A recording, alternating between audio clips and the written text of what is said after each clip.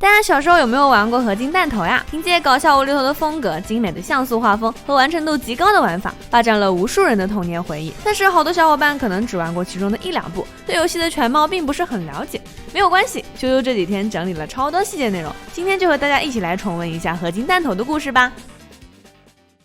一切的起因都要先把时间拨到2023年，当时的摩登还是正规军的海军元帅，他是一个充满魅力的男人，广纳贤才，善待士兵，无人不晓他的大名。但是那场灾难的出现，让他走向了截然不同的人生道路。那一天，中央公园发生了恐怖袭击，摩登的妻儿因此丧生。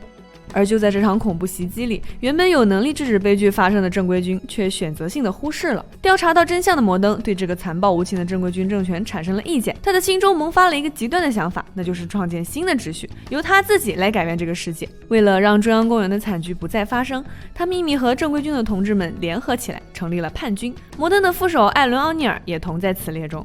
渐渐的，他吸纳了很多愿意跟随的正规军士兵和零零散散的雇佣兵。正规军虽然腐败无能，但这么大的动静，情报部门也拦截到了消息，并且向上级报告了这一意向。好在刚愎自用的正规军领导依旧不以为意，给了叛军最重要的成长时间。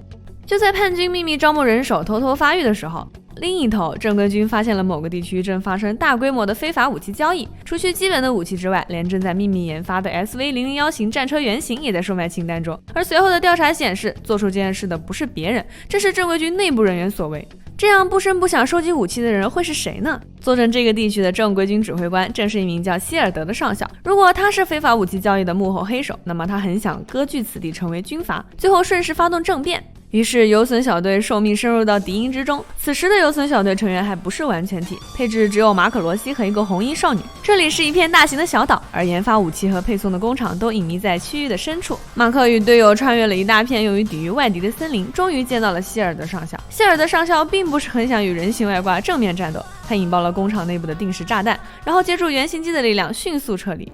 不过马克还是在空中的飞艇上拦截并击败了他。从这里我们也可以知道，正规军的内部已经烂到家了。除去希尔德上校之外，摩登也在秘密筹备着反叛行动。但由于希尔德被率先发现，正规军成功的将他的计划扼杀在了摇篮里。也正因为如此，另一头的摩登有了更多发育的机会。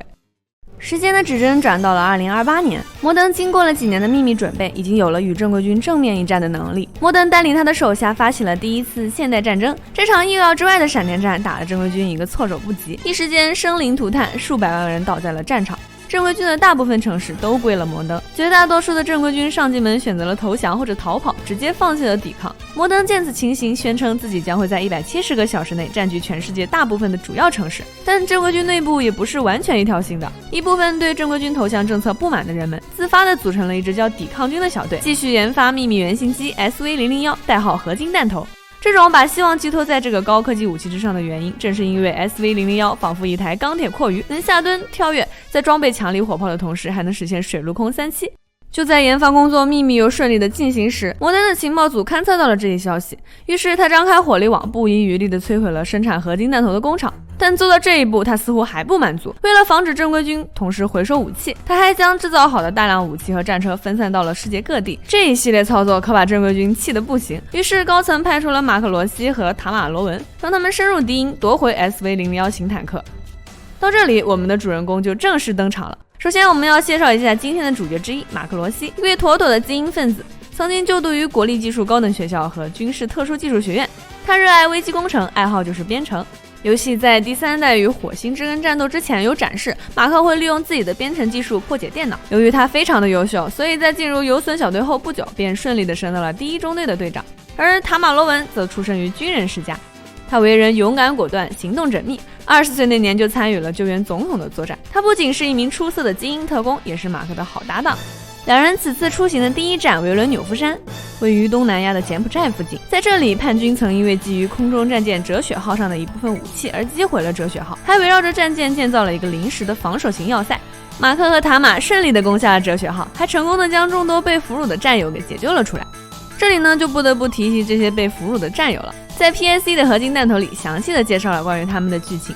他们是主动被俘虏，作为卧底互相通报信息的，是正规军与叛军作战时最强大的信息情报网，同时还可以为前来作战的马克等人提供武器支持。而他们的武器是从这条大裤衩中拿出来的，这个大裤衩的设计原型来自于2战时期的集中营服装。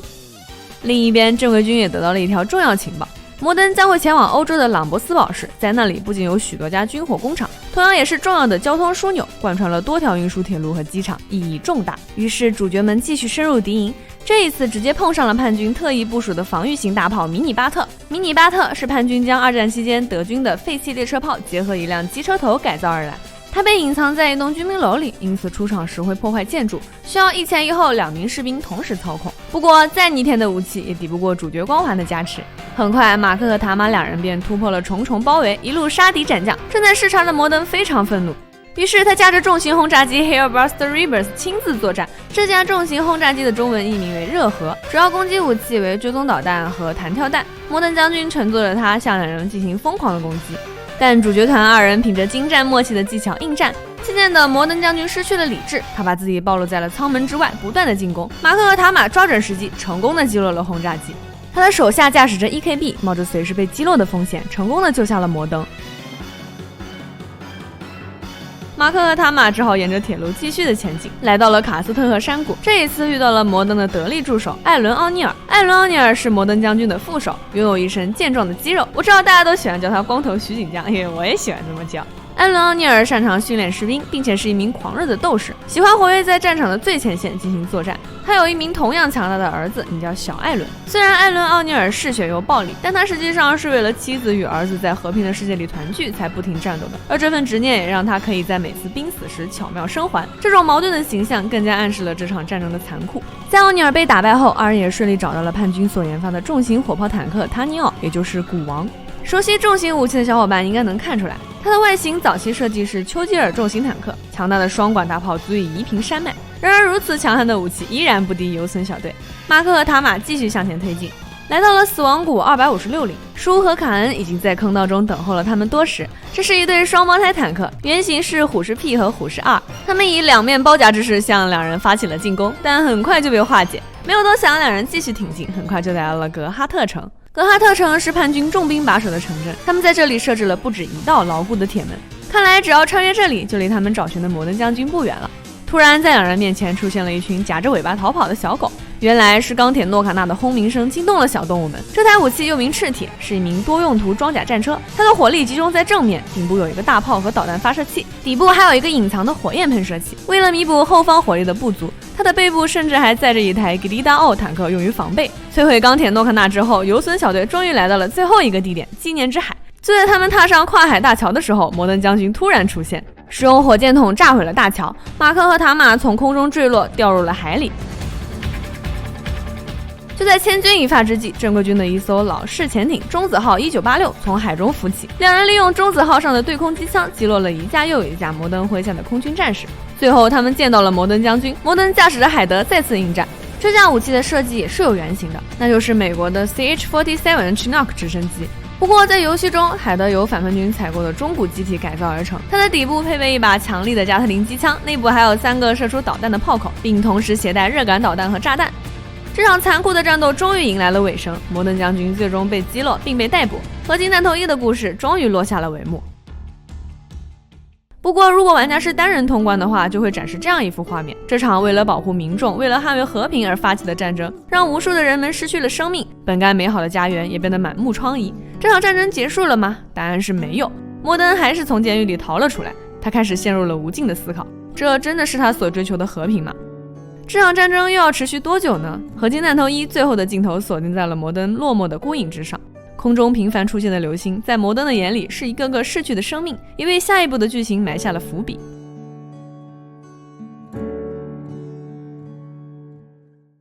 自从打败摩登之后，马克和塔玛就因为战中的出色表现而受到了表彰。然而世界上仍有部分的反叛军残党在零星的进行着反抗活动，而逃出去的摩登至今行踪不明。为了避免消息泄露引起恐慌，马克和塔玛受命继续调查此事。另一头，那些残余的反抗势力似乎也慢慢变得有组织的行动了起来。正规军猜测一定是摩登将军成功与反叛军会合了。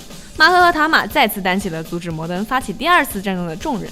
但这一次，麻雀情报部门也额外派出了2名女特工英里和菲欧协助2人组的作战。英里，一个从小在教会长大的孤儿，但在12岁那年他就逃出了教会，在街头流浪。大大咧咧的性格让他很快混开，甚至当上了街头黑帮的头目。在正规军的情报员发觉之前，他已经以一名间谍的身份生活着。但倦于谋杀和爆破等任务的他，最后被调到了麻雀部门。菲欧则是出生于意大利，是军人世家的独生女。她的父亲是一个渴望有儿子来继承家业的军人，但生下菲欧以后，母亲便无法生育了。从此，父亲也不顾及菲欧的医生梦想，逼迫她成为了一名女兵。在军营里，她都是迷迷糊糊的应付任务，但父亲为了捍卫家族的声誉，主动申请把她调到了 Sparrows。那接到命令的4人是什么感受呢？我们可以从选人的界面中清楚地知道他们对这次任务的看法。马克对再次作战一脸嫌弃，英里还好，因为他对这种杀戮的任务早已习惯，塔玛吓得鼻涕都流了出来。而菲欧则是第一次参加这么大型的任务，眼睛都裂了，还不如说是整个人都裂开了。摩登联合了阿拉伯的叛军阿布尔阿巴斯，并为阿拉伯士兵们提供了大量的军事武器。那么这些军事开支又从何而来呢？原来提供武器的条件是让摩登组织一支挖掘古金字塔的摸金大队，这样一来，战争的资金问题也就解决了。游隼小队降落在沙漠中，这里正是阿布尔阿巴斯的地盘。在这里，游隼小队拯救了一名叫伊文兹百太郎的俘虏，他是主动被俘虏到这里刺探敌情的，而他还有2个不可思议的绝活：波动拳和回旋踢。救下他之后，几个人来到了阿布尔阿巴斯设立的清真寺埋伏点。摩登的士兵也从帘子后面缓缓出现，不过游隼小队很快就打败了他们。很快，游隼小队见到了阿布尔阿巴斯，他正指挥着一架垂直起降暴击机加入战斗。这架暴击机被用于为地面部队提供近距离火力支援，还能使用喷气发动机吐出火焰。由于进攻方式不够丰富，它大部分时刻都是用来给地面部队派送人力协助或支援坦克的。游隼小队轻松地战胜了他，阿布尔阿巴斯光速投降，举起白旗行法国军礼。一行人接着来到了摩登的挖掘场，这里的防备并不严密，只有少数几个阿拉伯士兵站岗。进入到内部，游隼小队发现工人们惊恐地跑开，原来这里充斥着大量害人的蝙蝠和木乃伊。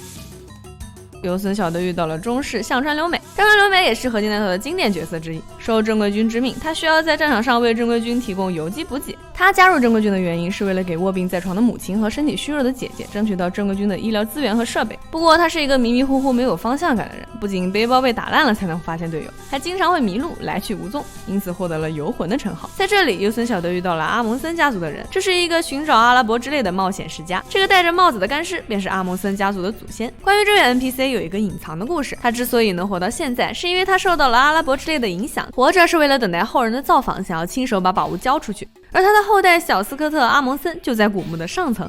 终于，游隼小队见到了摩登的挖掘机 AC Nero， 这台蛇形的巨型机器是为了挖洞而设计的，但在这样的紧要关头被摩登拿出来投入战斗，用于阻拦游隼小队。很快我们的游隼小队便通过了特殊的方式战胜了他。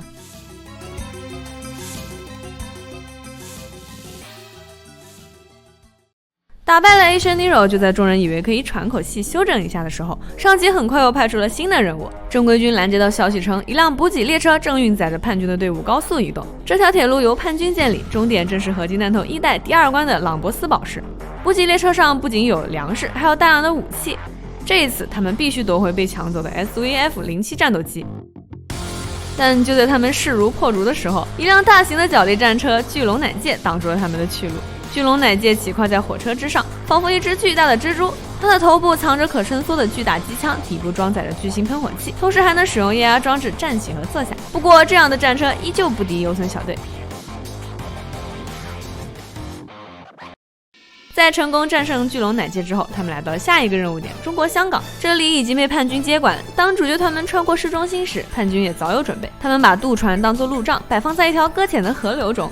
就在众人准备出城时，2栖作战武器大捷号突然出现。大捷号是一艘2栖战舰，脚下的履带可以让它仿佛坦克一般行驶，头上的那门主炮可以发射出巨大的炮弹。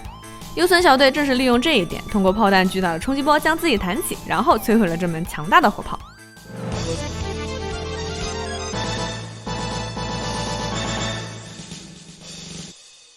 新格多京城，一个看起来商业繁华的大都市，但民众们不知道的是，这座城市的下水道正在被作为超级士兵的实验场所。地底散发出来的恶臭让正规军重视了起来，他们派遣正在休整的游隼小队前往。很快，游隼小队穿越了城镇，他们越发觉得这里不对劲，空中频繁出现的飞碟似乎也在预示着什么。很快，他们见到了这些所谓的超级士兵，不过这群人都是实验的失败产物。为了阻止主角们进入下水道，叛军还妄想利用脱轨的列车进行阻拦计划。众人在极度惊险的情况下达到了下水道的深处。在这里，他们遇到了一艘巨大的潜艇猴子咪碎机，这是一艘核动力潜艇。游村小队惊叹于这架武器的高科技属性，因为它根本就不像是地球科技的产物。而且他们也没有想到，在下水道的深处竟然还藏着这么夸张的武器。击毁潜艇以后，小队终于抵达了叛军最后的据点，这里是摩登将军与火星人联手之后的新总部，位于西伯利亚。这里正处于严寒之处，可让游村小队吃尽了苦头。而他们的老相识徐锦江奥尼尔已经等候了他们多时。一番对立苦战之后，奥尼尔坠入海中，被路过的虎鲸一口吞下。但奥尼尔凭着对家人的爱，手撕了虎鲸，从严寒的冰水中存活了下来。随着小队继续前进，这一次面临的敌人是章鱼形态的外星人，他们其实就是本作的真正大反派，与摩登结盟的火星人。小时候这些吐绿水的画面也是我的童年阴影之一了。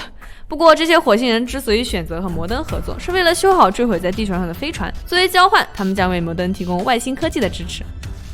在经历了艰险以后，主角一行人终于见到了摩登。正当他坐在坦克上准备向主角宣战之时，意外发生了。原来外星人根本没有和摩登达成真正意义上的合作，他们把摩登抓走，吸进了大曼集中。在场的每个人都明白，如果不先驱逐外敌，他们的战争将毫无意义。就在生死存亡考验的这一刻，所有的人类都团结了起来。马克与塔玛浴血奋战，在大家的不懈战斗之下，大曼吉被打败并被母舰回收。这个时候的外星人被彻底激怒了，他们动用母舰继续战斗。这艘母舰的完全体实际上比一座城市还要大。此刻的天空乌云密布，背景的城镇则是被战火吞噬，像极了世界末日一般。而摩登的士兵也为他们送来了一架又一架的战车，然后倒下。就在母舰开始积蓄能量，准备直接轰掉整个地球的时候，一位勇敢的飞行员挺身而出。他趁着母舰蓄力的时机，他用自己的生命拯救了整个地球，结束了这场反外星人的侵略战争。这里致敬了经典电影《独立日》，人类的顽强抵抗让火星人失去了侵略的信心，他们选择暂时撤退，并将被扒光了的摩登将军从舱内丢了下来。秩序与和平已开始回归世界。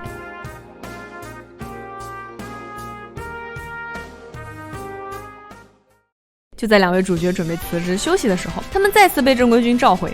正规军怀疑，目前世界上大部分的官员失踪案件与近期巨大的怪异生物出现有着某种联系。这些看似没有共同点的事件都指向了一种可能，那就是摩登将军并不是唯一需要担心的威胁。而这些怪异的巨大生物出现在太平洋上的一个叫做帕拉斯的岛上。这个场景其实致敬的是经典电影《莫罗博士岛》。莫罗博士岛同样讲述的是一个岛上变异生物的故事。《生化危机8》中的变异鱼人莫罗同样致敬了这部电影，同时场景中也有巴拉戈群岛的元素。帕拉斯岛频繁的核试验导致岛上的生物受到了影响，而摩登会不会是这次事件的始作俑者呢？小队成功降落在帕拉斯岛，这里不仅有巨大的螃蟹、蝗虫，海底还藏着被驯服的巨大海鳗。这些海鳗正在这里吃着水母，并且无法通过普通的方式杀死。原来摩登的士兵们使用了带 M 字的项圈将海鳗绑住，以此来操控它们按照人类的意识去进攻。这些海鳗甚至还有对应的名字。游隼小队在海中拯救了许多战俘，这些战俘因为长期缺氧导致皮肤变成了蓝色。从海底离开之后，他们还见到了可怕的生物有机武器巨型隐者，是一只被核试验影响后变异了的寄居蟹。叛军则利用寄居蟹的习性给他安排了一个挖空的坦克，在受到足够的攻击之后，更是可以额外生出2门巨大的火炮。游隼小队顺利地完成了任务，从小岛中退了出来。在另一边，俄罗斯出现了一起坠机事故，前往调查的士兵都是有去无回。游隼小队奉命前往，他们见到了惊慌失措的科学家。原来坠机地点出现了一种不明病毒，可以让人类变成嗜血的丧尸。从他们的服装来看，很明显都是这起坠机事故的受害者。在这里，游隼小队将会第一次遇见一个叫乌坦的猴子。这个猴子是由一名掌握融合基因技术的科学家制造出来的，并且随着马克和塔玛带领大家不断的深入，他们还发现了叛军的身影，同时还发现了一个藏着大脚野人的洞窟。很快，他们来到了坠毁地点的正中央，一群独眼巨人出现了，他们叫莫罗之眼。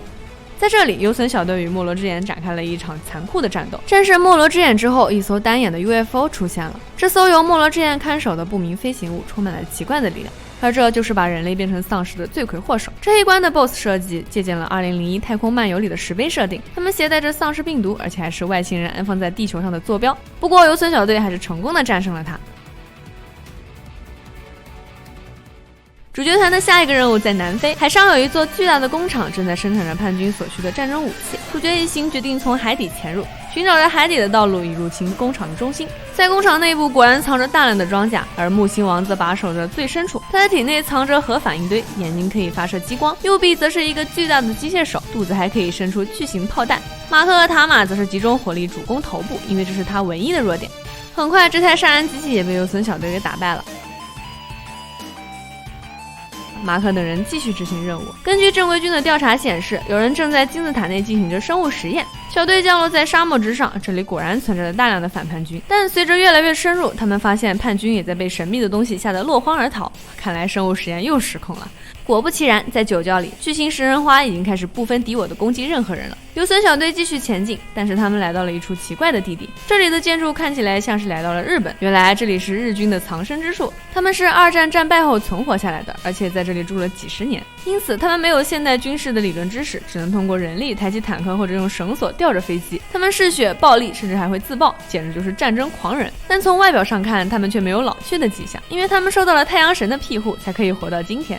经过了艰苦的战斗，小队终于来到了废墟的顶部。一个名叫苏蒂罗克的遗迹守护者出现了，他是日本神话中太阳神的乐器。但叛军和正规军在废墟周围发生的冲突与战争，让敏感的苏蒂罗克变得愤怒而暴走。中间的红色宝石是驱动他的能量来源。这场景的两侧则有类似羽蛇神阿兹特克的雕像，这个 BOSS 头像的羽毛装饰物也是对玛雅文化的部分参考。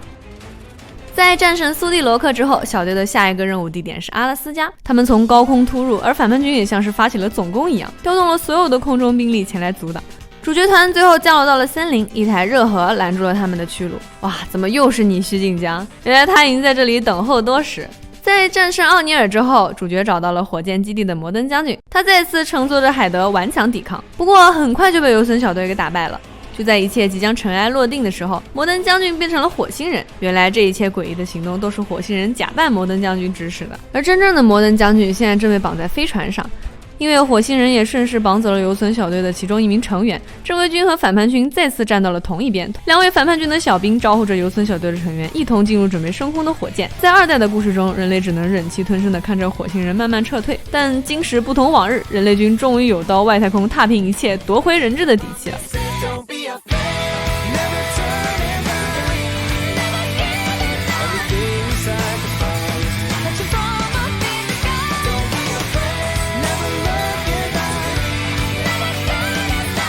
火箭继续发射出无数的载具，而这个载具的由来，这是摩登将军被火星人打败之后卧薪尝胆研发来用于宇宙航行时作战的武器。他们被秘密藏在叛军导弹的最尖端，背景中的战友一个一个被击毁，但所有人都没有退缩。他们顺利进入到了母舰之中，遇到了一些前来阻挡的大眼无人机。这种大眼无人机正是致敬了1953年的电影《世界大战》的机器。很快，反叛军和游隼小队进入了内部，他们顺利救下了摩登将军，并且继续带领队友推进。继续深入，游隼小队发现，之所以火星人劫走他们的队友，是为了制造一批强大的克隆人军队。终于，小队成功的救出了被抓住的队友。他们迫切的一边寻找着飞船的出口，一边与丧尸们作战。就在他们来到出口时，马可凭借着多年积攒的编程技术，顺利的解开了密码。游隼小队被吸入太空中，所幸的是，他们躲进了 SV001 战车里。就在此时，火星之根突然杀出，他紧紧地把战车握在了手里。游隼小队不得不借助战车作为跳板与火星之根战斗。在这里，我们必须学会跳车卡无敌帧来通关。终于，游隼小队战胜了火星之根。幸好战车落在了海上，游隼小队安然无恙。摩登将军也和士兵们享受着胜利的喜悦，而画面中的塔玛毅然决然地把手里的枪扔到了海里。合金弹头3的最后一幕就是塔玛手里的那把枪的特写。